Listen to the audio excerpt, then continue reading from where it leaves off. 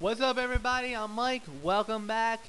I know you guys have missed me. I missed you guys. It's been a long time since I've done one of these videos, but now I think it's time that we get into a little bit of what undoubtedly is the most busiest Saturday in sports history.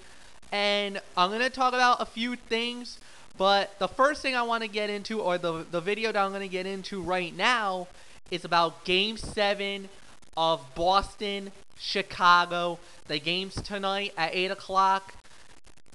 What is there to say about this series? It's been unbelievable. By far the best series in the NBA playoffs up to this point.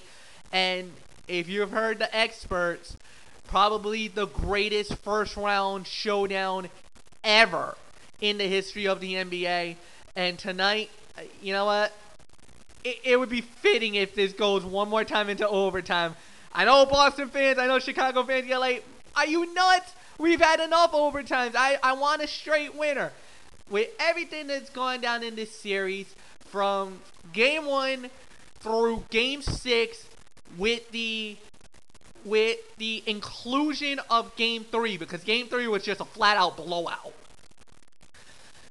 Every game has always been under 3 points or less in each of the games up to this point, and the majority of them has gone into overtime. Chicago winning one, winning two of them in multiple overtimes. Game 4 was in double overtime. The last game, Game 6, in triple overtime. And now both teams are battling it out just for the right to play the Orlando Magic in round number 2 of the playoffs. It's just unbelievable. Rajon Rondo been the true MVP for the Boston Celtics. Ray Allen had some here and there moments. Paul Pierce had some here and there moments in the game. Plus, with Kevin Garnett out due to injury, the contributions by Glenn Big Baby Davis and Kendrick Perkins has been very huge for the Boston Celtics. For the Baby Bulls, it's always been about John Salmons. Salmons has been one of the reasons why Chicago got into the playoffs. The great trade that they made. Then also contributions by Brad Miller, another person that came in via the trade during the midseason. Joakim Noah, he's had his ups and downs. He's had some great moments where he's played great, and then moments where you're just saying, Noah, what are you doing? He's had some great moments.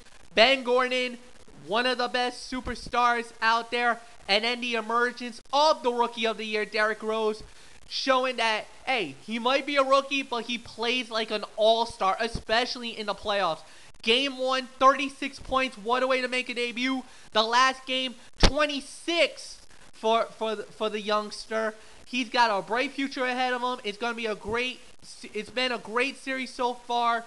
Vinny Del Negro, the young head coach, the first-year coach for the Chicago Bulls. I was a little skeptical for him because I did not know what he was going to bring to the table. Once the midseason trade happened, the Bulls went on this big surge, got the number 7 seed, and I've been very happy with the way Chicago's been playing. Doc Rivers, hey, with all the injuries, with everything that's been going on with Boston all year long, he's kept the team motivated. He's kept them as the competitive fire is still there.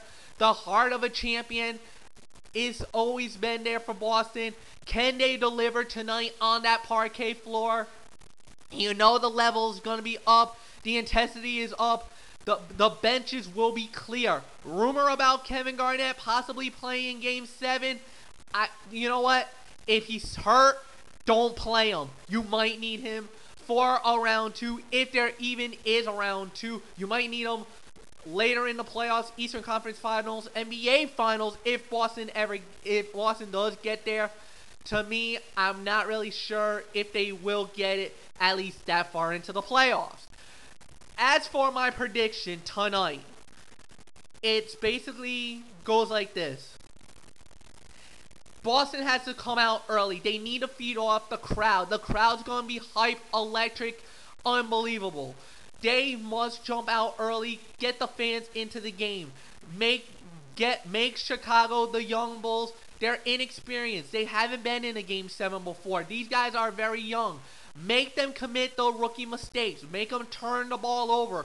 Make them feel the pressure that they felt in Game 3. For Chicago, you know Boston's gonna come out hard. They're gonna come out tough, real strong with the home field advantage. It's basically, can you weather the storm? You've weathered it the whole way through. Can you keep that level up? Can you maintain your intensity that you've done the entire season long? Can you maintain that? And then, not only that, can you make Boston feel uncomfortable, make mistakes, turn the ball over? Can you put them in a position where they're going to feel like they could possibly lose this? It's very possible. Anything can happen in a Game 7. It's always the most unpredictable game. But with this game, you know what? Overtime, very much a possibility in this series. You know what? We've seen 2, we've seen 3. Why not one more overtime? Let's just get it over with. Let's see who's the better team is. To me, I believe, and I'm gonna go against the odds makers. I'm gonna go up against the people who says Boston's gonna win it. I say Chicago stuns Boston. They win Game 7. They win the series 4-3. Onward to Orlando. And I'll give you my opinion about that whenever the second round begins. Alright guys, that's it for now. I will give you my thoughts about Manny Pacquiao and Ricky Hatton on my next video. So stay tuned for that. Until then, so long for now.